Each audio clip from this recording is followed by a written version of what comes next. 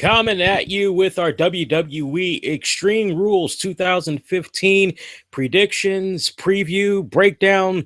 You know what time it is for you long time RCWR show subscribers. It's another special edition of our Call That Match series where yours truly, the Black Avenger, aka the Black Azrael Lee Sanders, takes a look at respected TNA or WWE pay-per-views, and I offer my thoughts on what I think is going to be going down at the pay-per-view, as well as kind of give you a little bit of a preview as far as future rivalries, story angles that you can expect as we make our way to WWE's Extreme Rules pay-per-view that's going to be happening this Sunday, April 26th. And if you can't be in attendance to see the action in person live, you got the next best thing. You can check it out through your respective cable or satellite provider, or if you're looking to save even more money, you can kick on back and check it out on the WWE Network. And for those of you that have not signed up for the WWE Network yet,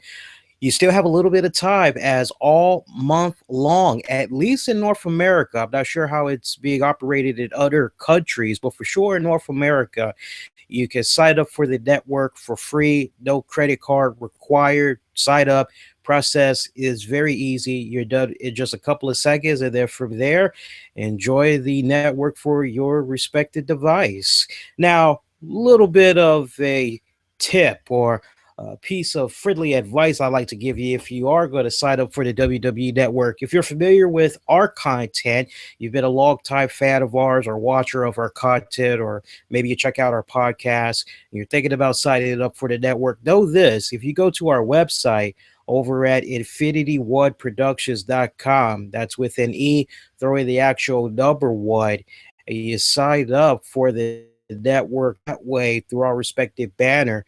WWE actually kicks in a little bit of extra gratuity to us at no additional cost to you. Need to make sure that we stress that. Know what you guys thinking you're being charged extra. So keep that in mind. All links you need is in this episode description. So let's have at it. And as always, we appreciate you all that check us out. Make sure you give us a thumbs up, as when you do, you show your appreciation for us as YouTube video creators.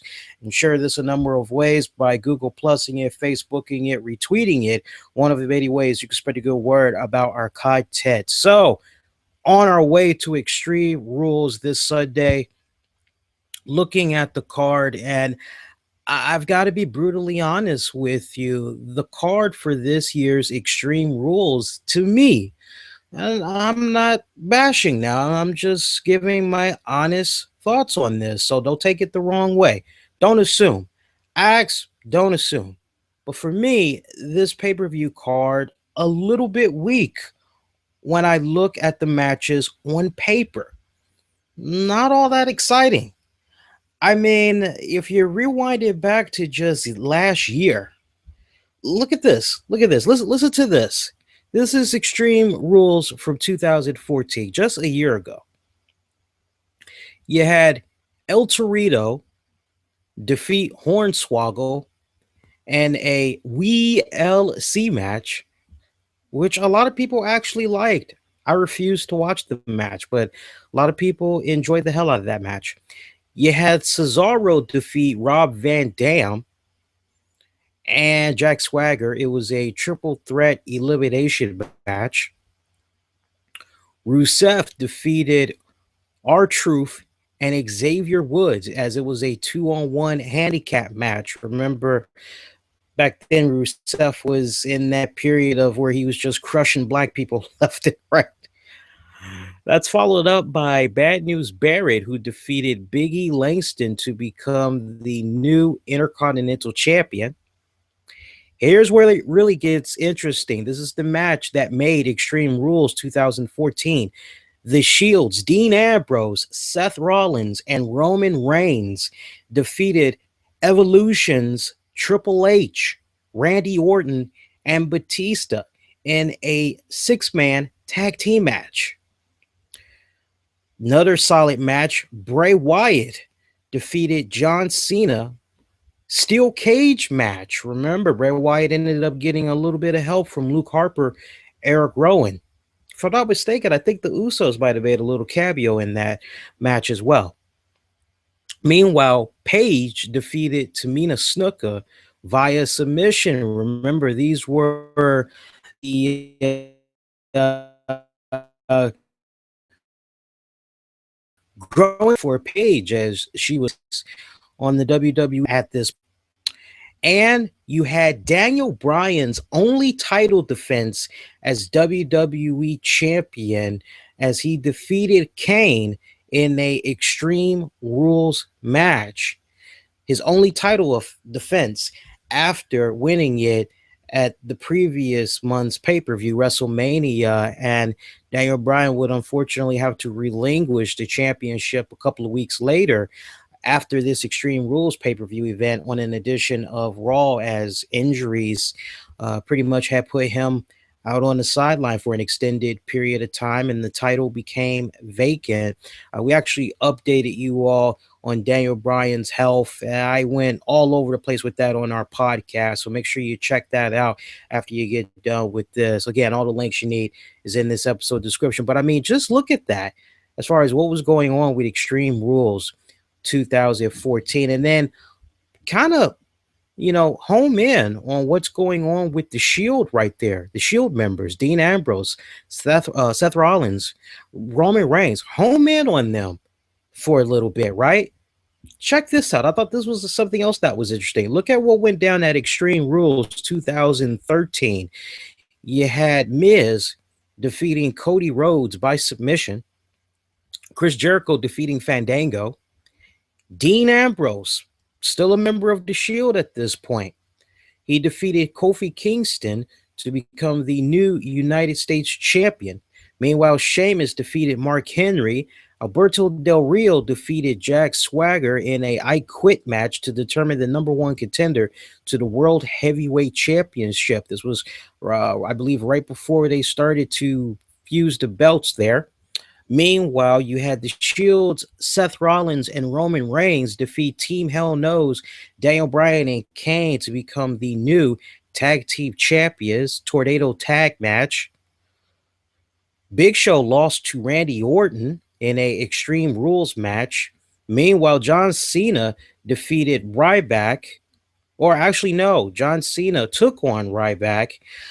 Last man standing match for the WWE Championship, of which that match ended in a no contest. And one of your main attractions of the night saw Brock Lesnar defeating Triple H inside of a steel cage. This was basically dubbed as the Shield pay-per-view because every single one of the members of Shield walked out with gold that night. So you just see the slow evolution that's been going on with the Shield effect, if you will, at these Extreme Rules pay-per-views. And then now you kind of see where these three men are individually, and you can't kind of help but scratch your head a little bit and kind of look at this card and pay attention to some of these Shield members and say, okay, well, some of them are in a good spot. Others, what's kind of going on right here? And then you have others where it's kind of like, why is he in this match?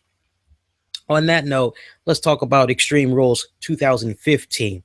So, first up, we got our tag team match for the tag team championships. As Tyson Kidd and Cesaro, they're going to be taking on New Day's Big E Langston and Kofi Kingston. No pun intended, but I can't help but wonder how much of a X factor is Xavier Woods going to be. As we saw Monday Night Raw, he was under the ring, grabbing onto the leg of one of the Lucha Dragons, and pretty much had helped New Day's Big E, Kofi Kingston, get the win as a result, because that Lucha Dragon wasn't able to get back into the ring in time before the 10 count. So you're kind of starting to begin to see a little bit of a mean streak. You kind of have been seeing somewhat of a mean streak in the New Day stable. You got the fans chanting New Day sucks and all that, and they've been kind of channeling what they've been getting right back out there to the fans, trying to turn the negatives into the positives and all that. But is it just me, or does it really kind of seem like the seeds have been planted already for this trio to kind of go the heel route? Will they go full blown at the pay per view? No, I don't see that happening. I just don't see that happening. Will Tyson Kidd and Cesaro retain their tag belts? That's a tough call. First off, I like the team of Tyson Kidd and Cesaro. These guys working with Natty, I mean, it's just been doing wonders for them the past several weeks. I still remember when he's paired up. I was scratching my head wondering what the heck was up with this odd pairing. Most importantly, could they make it work? And I tell you, I've actually been enjoying this team more than when we had Jack Swagger and Cesaro, Real Americans. I've actually enjoyed, yes, I'm jumping out there. I actually have been enjoying the work more of Cesaro with Tyson Kidd as compared to, and it was, I said that wrong, forgive me. I've been enjoying the work more of Cesaro with Tyson Kidd as opposed to Cesaro with Jack Swagger. It gets a little fuzzy after a while. So stay with me, people. I'm trying to focus here. So I don't know. I don't think we're going to get new tag team champions this Sunday. I just don't think it's going to happen. And see, here's the thing. I think the New Day stable will definitely go the heel route, but they need some more seeds to be planted. I mean, if this is really going to go down, I think there needs to be, and honestly, this matchup is perfect. If WWE is in fact thinking about having Tyson Kidd, Cesaro go to babyface route, then this is the match right here to really kick things off, I feel. I mean, can you just imagine how the crowd is going to be when New Day gets in there? They're going to be booed. And see, here's the thing. Everybody that's doing the New Day suck chants and they're booing them, any reaction is better than no reaction. And whether you guys realize it or not, that is why New Day continues to get, going to continue to get pay-per-view time. It's because you guys are continuing to give reactions, right down to the point that we even have some wrestlers talking about these guys on podcasts, talking about how discriminating these guys come off because they're coming out shucking and jiving and dancing, like a stereotypical ignorant black person. All that stuff, it's got people talking about them.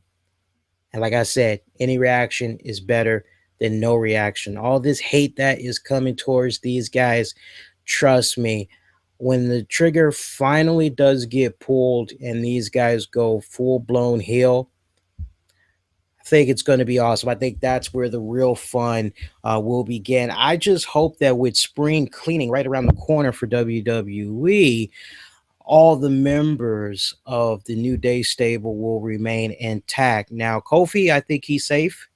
Then again, I could be wrong. Big E Langston, I still see a lot of potential in that big man. Xavier Woods is the one that I'm worried about. And honestly, I'll say this. If they were to get rid of Xavier Woods, I say go with a proven entity that time and time again he's been able to deliver. Go with R-Truth to manage the guys. Let New Day be that trio. I think that would be badass. I don't know what you guys think, but I'm sure many of you out there have been like, yeah, why isn't R-Truth part of this? We kind of heard a little bit of rumblings that maybe he was going to be part of this stable at one point, but it didn't look like in the end things had came to fruition. If I was kind of setting this match up, I would have it just be, your normal tag team match or whatever, but I think there would be a couple of occasions where I would have Xavier Woods try to get involved. Maybe he distracts the referee a little bit, and New Day members, they try to take advantage of that to the point that it sets up a pinfall, near fall, only a 2 count. I can see something like that maybe happening a couple of times, whether or not WWE would have Natty maybe try to get physical with Xavier Woods.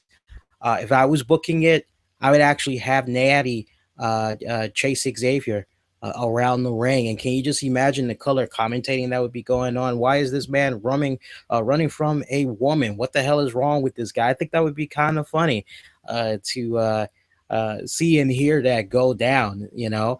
But that's how I would kind of nullify, if you will, Xavier Woods after he tries to get involved a few times and helping out his brothers.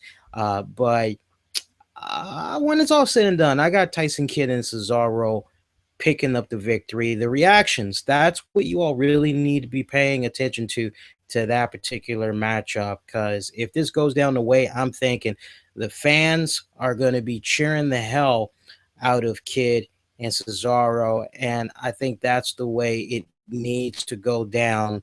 If it's going to be a case where they're trying to flip the script on Cesaro and Kidd, have the universe embrace them as baby faces while they continue to work on the New Day stable as heels. But again, as far as that tag team championship match goes, I've got the team of Cesaro and Kidd retaining their titles. Let's go to our next match. I called this the match that's going to have a lot of people talking. It is my, I guess, what does Booker T say? Shucky quack quack, shucky quack quack, or whatever. You got that, whatever he's calling that. I've got my sleeper match of the night, meaning it's gonna sleep. It's gonna creep up on you, and it's just gonna knock you upside the head. It's gonna be that damn of a good match. I'm looking at Dean Ambrose and Luke Harper Chicago Street Fight. I mean, anybody that has followed both of these respected men prior to them coming to the WWE knows that when it comes to hardcore matches, the hardcore aspect, these guys can definitely deliver. Look, this definitely, we can all be in agreement. This ain't going to be no damn wrestling match right here. It ain't going to be no great arm bar, great headlock scissors takedown. We're not going to see any of that crap. Good crap, mind you, but we're not going to see that stuff in this particular match. This is just a straight up fight. And, when you say Chicago Street Fight, as far as I'm concerned, you got to deliver. Because, after all, you're going to be at the All-State Arena in Illinois, not too far from Chicago. You got to deliver. And honestly, like I was saying earlier in the week, I would love to see this match kind of go the route of the Taskmaster, Kevin Sullivan, taking on Chris Benoit. Yeah, I said that name. Yes, I got no problem saying that name. But I enjoyed the match that those two guys had. It was a Falls Count Anywhere match. Great American Bash 1996. I've watched that match so many times over the years. It's like, it's up there. It's one of my favorites. And I mean, they fought all over the place. They had the concession stands, around the fans. They took it to the restroom. It was insane, man. It was insane. And, I'm just looking at Luke Harper, Dean Ambrose. This is the match that I'm hoping. I'm willing to bet some money. It should steal the show. It should have people talking. And, I look at a big guy like Luke Harper, man. I mean, he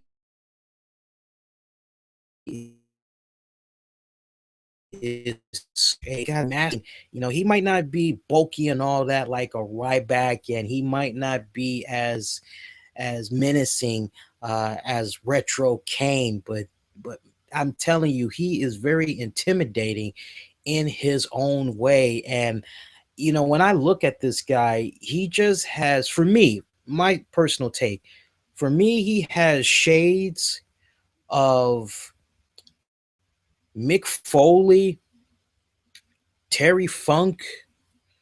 I see a little bit of the Barbarian in him. Bruiser Brody, he's got all those elements in him.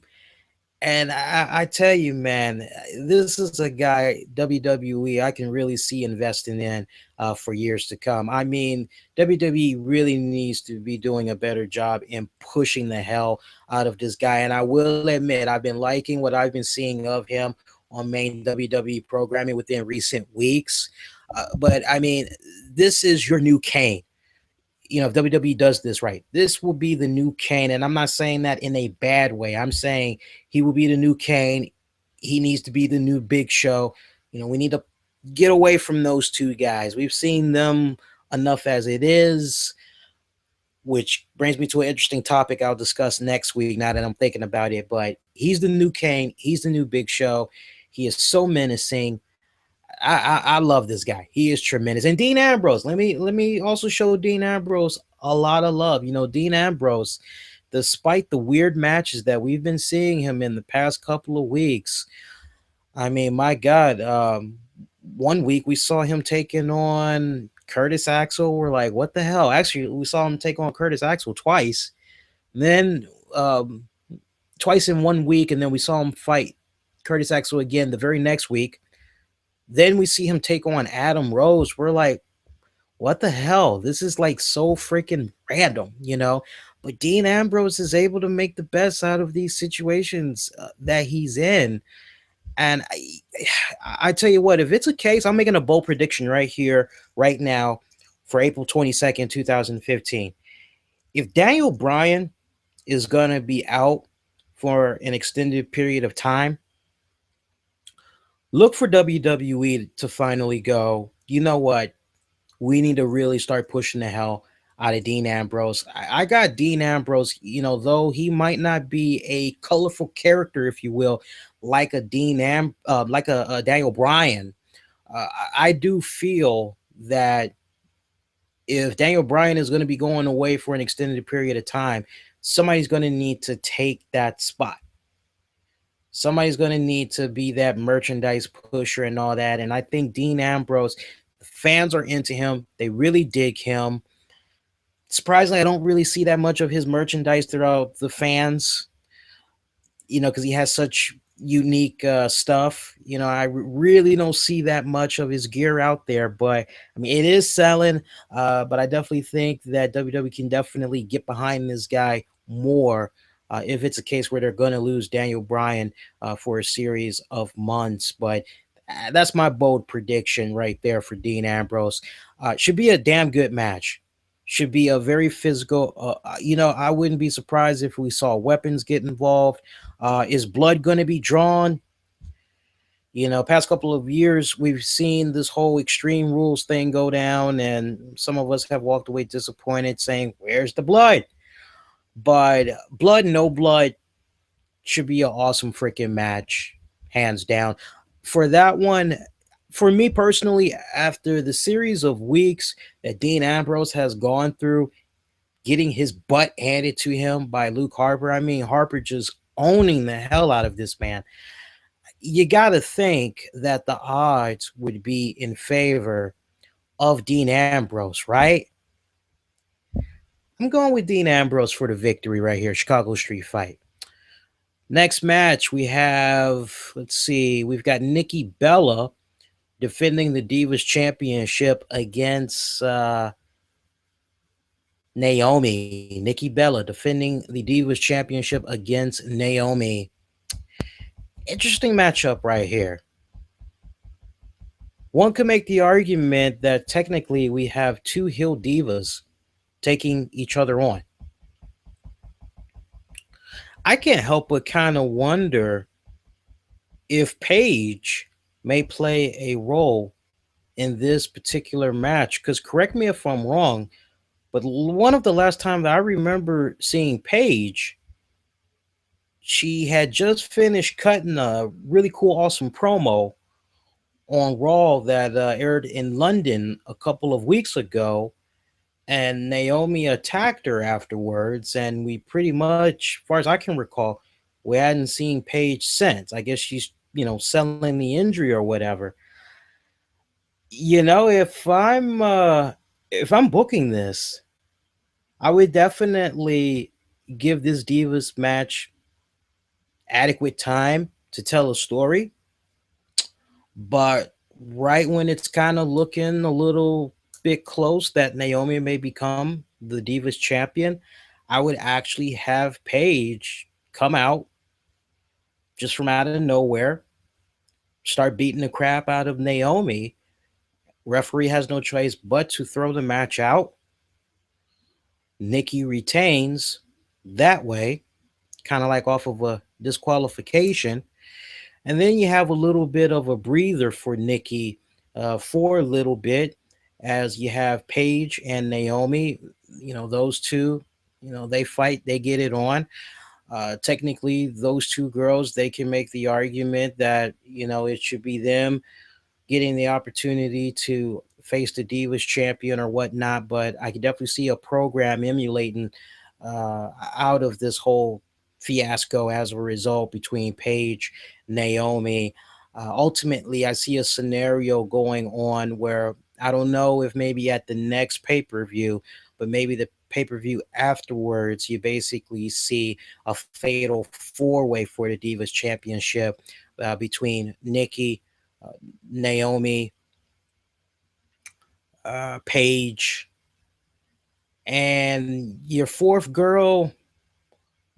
My personal pick, I wouldn't mind seeing Tamina Snuka. I've heard she's made her returns at a couple of WWE live events. She did like some dark matches or whatever. So if she can get fine tuned and she can get ready to go, I wouldn't mind seeing her thrown in there as well. Otherwise, I would settle for just Nikki, Naomi, and Paige taking each other on, because when you look at the next few pay-per-views that's going to be coming up, we have Payback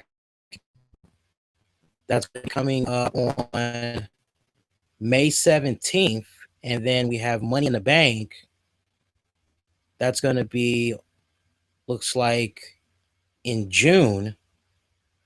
So yeah, I mean, if they wanted to kind of stretch this out just a little bit for like 1 to 2 pay-per-views with the Divas there, they can definitely do that. But again, I'm looking at Nikki Bella retaining her title. Look for a cameo by Paige in there as a result. Next matchup, Roman Reigns, Big Show, last man standing match. I don't know about you guys, but I really am having a bit of a hard time getting into this particular matchup for the simple fact we've seen Roman Reigns take on Big Show so many times in the past, whether it be in a singles match or it's in a tag match or it's in a handicap type of match. My God, it's just getting ridiculous. Anytime you got the fans chanting to the Big Show, please retire, that's not good. I mean, it's messed up that we hear that and it's funny, but if we're being serious, that's not good when you have fans chanting that please retire, because to me that means they're sick and tired of seeing you hog up precious TV time. You've been in the business for over 20 something years, and it's like, man, that's a spot that should be going to another younger person. And honestly, I think Big Show, I said this a couple of weeks ago, I'll say it again, I think Big Show has been overused. I think Big Show has gotten too much exposure. He's been overexposed. I remember a time, and I only knew about this as a kid growing up, watching wrestling in the 80s. And then my dad and my uncle, they would tell me these little cool wrestling stories or whatever. But I can recall a time where Andre the Giant, he was kind of like a nostalgia act, if you will, that was kind of going on. He wasn't overexposed like that. He would show up here and there, and you didn't see him on TV every single freaking week. When he popped up, it was kind of like, from what I was told, from what I understand it was kind of like, oh snap, it's Andre the Giant, and Big Show, we've seen more than enough of him over the past 20 years. This last man standing match, if I'm booking this, I'm not just booking this in a way where Roman Reigns wins. He takes out the Big Show. First off, can we all be in agreement? A W for Big Show doesn't make sense at this point. He's already won the Andre the Giant Memorial Trophy from the Battle Royal. What does this W do for Big Show in defeating Roman Reigns? How does this elevate Big Show? What does it really do for him? Can we all be in agreement that Roman Reigns, even if some of y'all don't like Roman Reigns, can we be in agreement? Roman Reigns, if you're looking at this on paper and you're saying who needs to come out of this with the W, Roman Reigns needs to come out of this. Okay.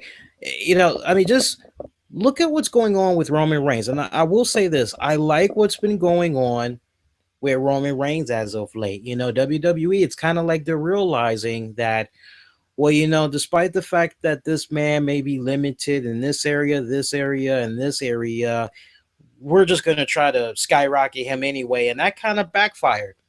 The fans were crying foul as a result of that. So WWE, they're kind of forced now to kind of go back to basics a little bit and try to put Roman Reigns in a position where, well, if we make him be this underdog that is fighting these great obstacles, if he overcomes these big and powerful beings, if we try to have him go over with his sheer strength and agility and all that, maybe that will get the WWE fans to rally in his favor. And we've kind of seen almost a back to basics approach with Roman Reigns. We've almost, promo wise, we've gotten the Roman Reigns that we first fell in love with when we were introduced to him in the Shield. And then after he walked away from the Shield, you're like, wow, this guy's going places. It seems like WWE's kind of going back to basics with that.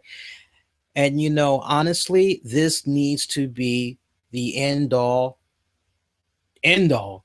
between him and the Big Show. So I think it's fitting that this is going to be a last man standing match. I am expecting for Roman Reigns to go into this match, and I expect for him to show a side that is just very cold, very calculating, just right down to the point that if they exploit this right and they just have Roman Reigns just beat the holy hell out of Big Show, people are going to be like, why didn't he have this type of intensity when he was taking on Brock Lesnar?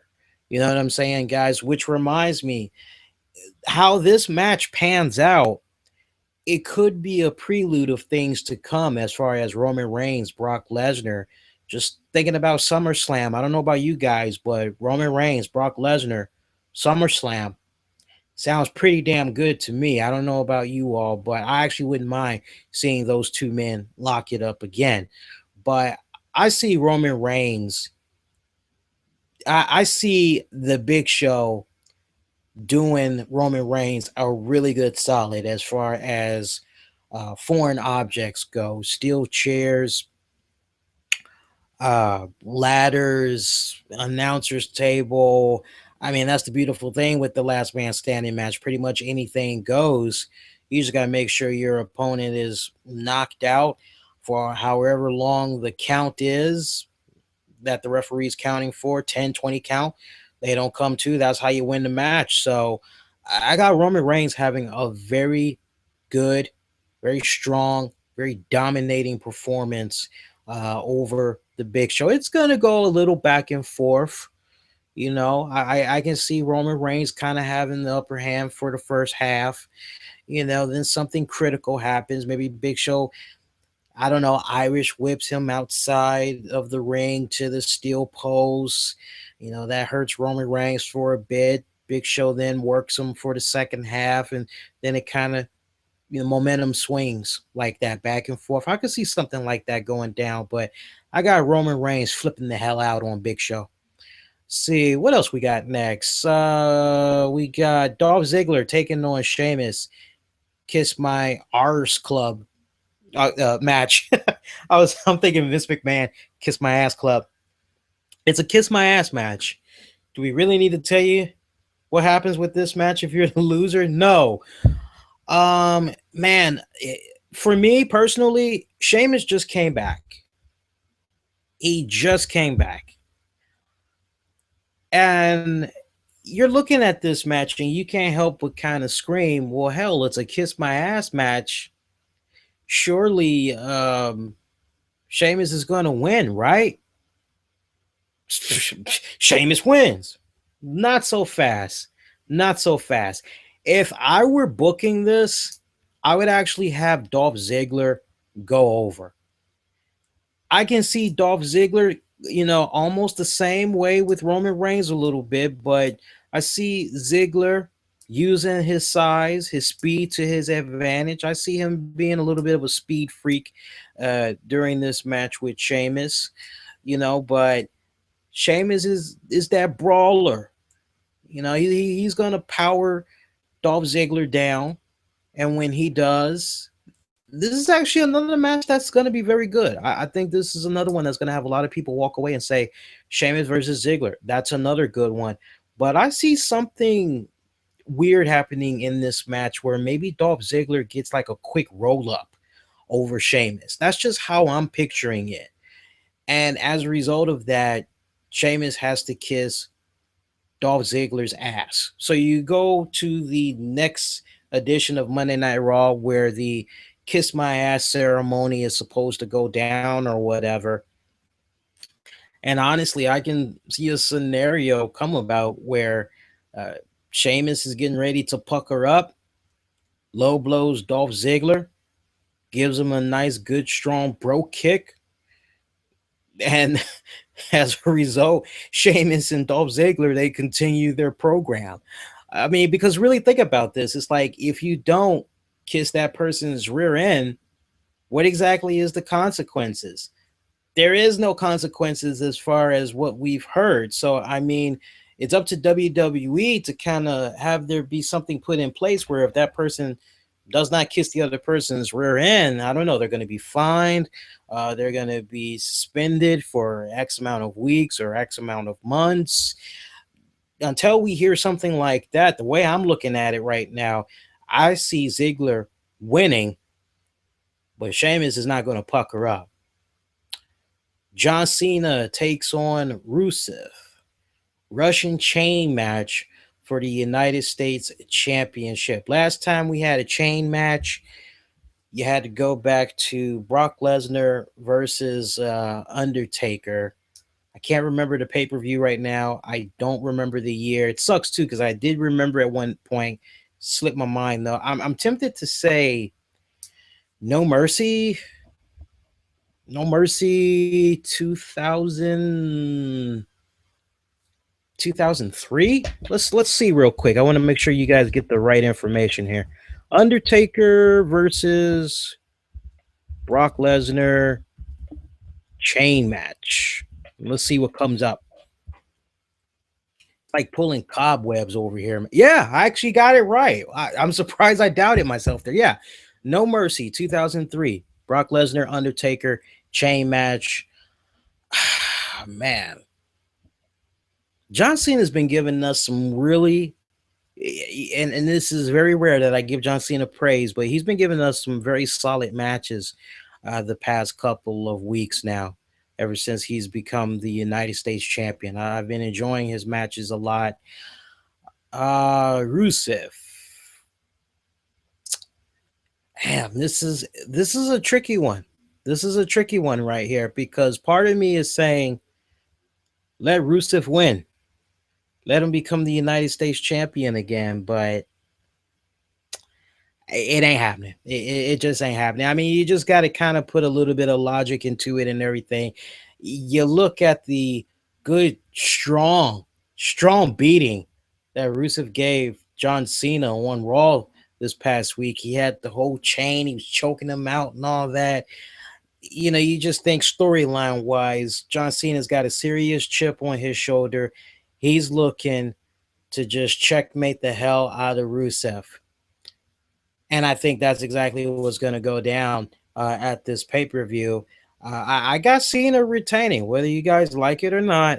I know. I can just feel the negative energy from you anti John Cena fans.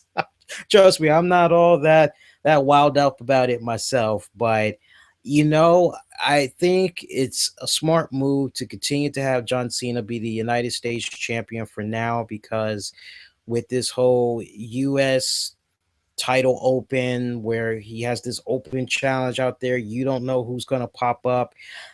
I like that. I mean, how badass would it be if you turn on Raw one night, he does the challenge, freaking Rhino comes out, or the Brian Kendrick comes out, um, or Sting comes out. I mean, or Bully Ray or Devon comes out. I mean, there's so many interesting combinations that could happen, um, which really has me under the impression that something monumental is going to happen, possibly at SummerSlam. I think John Cena is going to be holding on to that United States title all the way up to SummerSlam. I think he's going to be involved in a very special match for that United States title. Could it possibly be the Icon Sting? I don't know. I wouldn't put it past the WWE, though. I don't know about you all, but I actually would not mind seeing that. And I mean, all the history when you think about Sting and the multiple times that he was a United States champion, I think I might be on to something right there. But then the main question you got to ask yourself is, what's next for John Cena after going past Rusev? We'll talk more about that on Sunday after the pay-per-view goes off the air. Seth Rollins, Randy Orton, WWE World Heavyweight Championship match. RKO is banned. Kane is the cage's gatekeeper. Yes, he is the gatekeeper. Somebody was asking me the other night, they said, Lee, do you think Kane is going to turn on Randy Orton? Do you think he's going to help out Seth Rollins? What do you think is going to go down with this particular match? First off, anybody that's thinking Randy Orton is going to become the World Heavyweight Champion, that ain't happening. Sorry, you hardcore RKO fans. That's not happening. Which brings me to another point. RKO is bad. I brought this up. Randy still has the punt kick. And let's not forget that one of Randy Orton's early finishers, when he was coming up on the main roster, it was the Ozone. It was basically a swinging neck breaker that he basically used with his legs instead of putting all the focus on that swinging neck breaker with his arms. So I would not be surprised if he were to bust that move out. I could just imagine Michael Cole just coming out of nowhere, vintage Randy Orton, that'd be kind of badass. But and then you also got to say to yourself, well, hell, could maybe Randy Orton pull out a couple of submission moves? What how exactly is he going to pull this off? Let's talk about this match, because this one I've been very anxious to talk about here. I think when it's all said and done, if I were booking this, you have Kane, who's been very conflicted with his emotions the past couple of weeks. He hasn't been getting along with Seth, to the point he was about to step down as director of operations. Triple H is like, no, I'm not going to accept your resignation. You've been such a loyal servant to us, to the authority.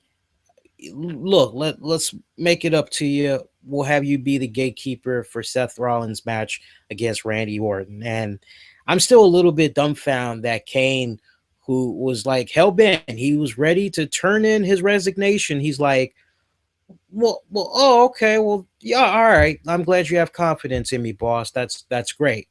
as Triple H says that when it's all said and done, Kane is going to do the right thing. Seth Rollins, when he talks to him, you better try to get on Kane's good side because he has your future as champion in the palm of his hands, or at least he will on Sunday's pay-per-view or at Sunday's pay-per-view. So you hear all that and you're kind of like, what direction could Kane go? I like a conflicted Kane. I'm reminded of a match between Stone Cold Steve Austin. Oh man, who was it? I think it was Stone Cold Steve Austin taking on, I want to say Undertaker. Or was it Bret Hart? I just remember it was a match that Shawn Michaels was the special referee for. And I remember he inadvertently screwed Undertaker. I want to say it was Bret Hart taking on Undertaker, Shawn Michaels as the referee. I'm leaning more towards that. I kind of see that being dug up with this match. I think we're going to see J&J Security. They're probably going to be under the ring like the entire time. Soon as the cage is lowered and all that, I could see them trying to get involved. I can also picture them trying to hurry up and get back under the ring. Of course, this is all happening at some point while Kane is maybe distracted, or maybe Kane gets taken out inadvertently. Foreign object, who knows? But I can see J&J Security trying to help out Seth Rollins a couple of times to the point that Kane actually, he finally sees them. He takes them out or whatever. I see a lot of confusion. I see a lot of chaos that's going on. And I can see something weird go down where maybe Seth Rollins, he figures maybe he'll take his stick and get your mind out the gutter, people. That maybe he just takes his stick and he pokes at the bear Kane a little bit, tries to have Kane get physical and somehow set it up in a way where Kane inadvertently hits Randy Orton. And as a result of that, Seth Rollins picks up the scraps. He wins that way. Kane has no choice but to go with the 1, the 2, the 3. Seth Rollins still retains, and then you have Randy Orton and Kane maybe go into a program. Now, some of you guys may be like, oh man, do we really need to see Kane and Randy Orton? We've kind of seen that multiple times already. I kind of agree to a certain extent, but see, it's at this point, it's either you go down that route or Triple H doesn't really feel that confident in Kane and his ability to call things right down the middle. And honestly, wow, talk about shades of In Your House. What was that? 1997, where Kane made his debut and he ripped the steel cage door off and all that.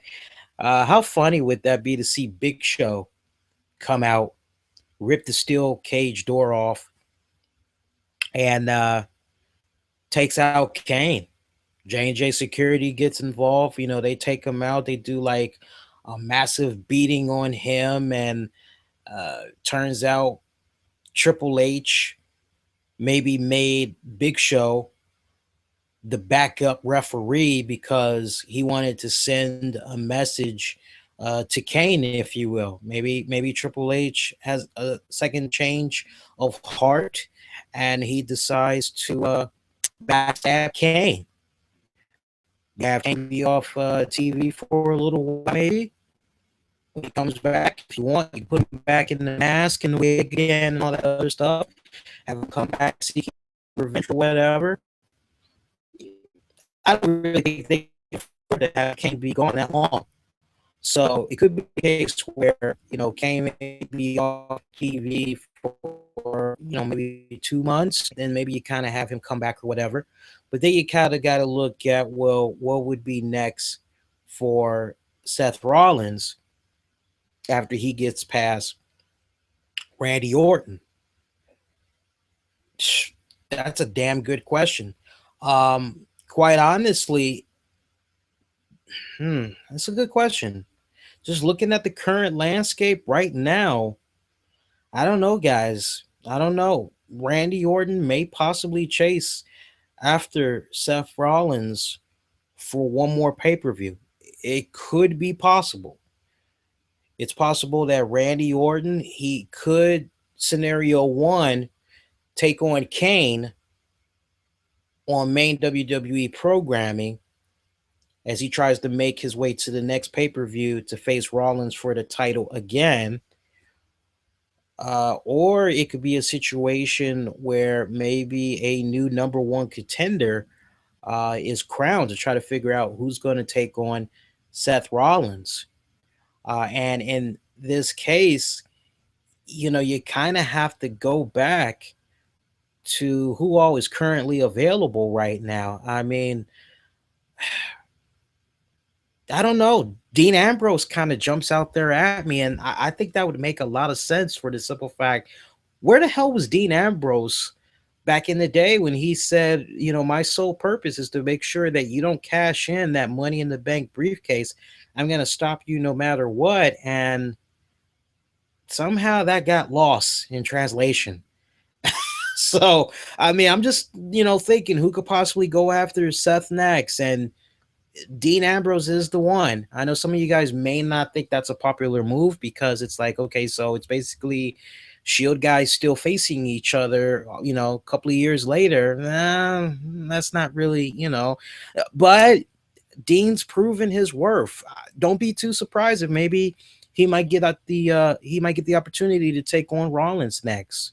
Should be very interesting to see what comes about.